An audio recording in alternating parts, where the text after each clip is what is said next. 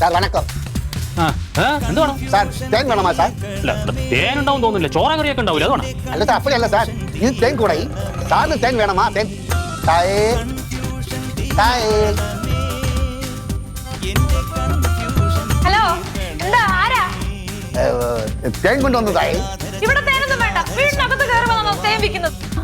ഇതേതോ കള്ളനാന്ന് തോന്നുന്നുണ്ടമ്മ, കള്ളൻ. അറുതാത്ത പറയുന്നു ശിവാണി തായേ. അയ്യോ എന്റെ പേര് പറയുന്നത്, എന്റെ പേര് അറിയാലോ.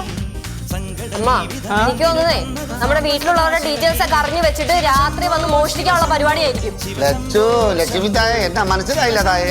എന്റെ പേരൊക്കെ പറയുന്നു. ഇയാള് ഏതായാലും പിള്ളേരെ പോലീസിൽ വിളിച്ചേച്ചല്ലേ? പോലീസ് വിളിക്കണം.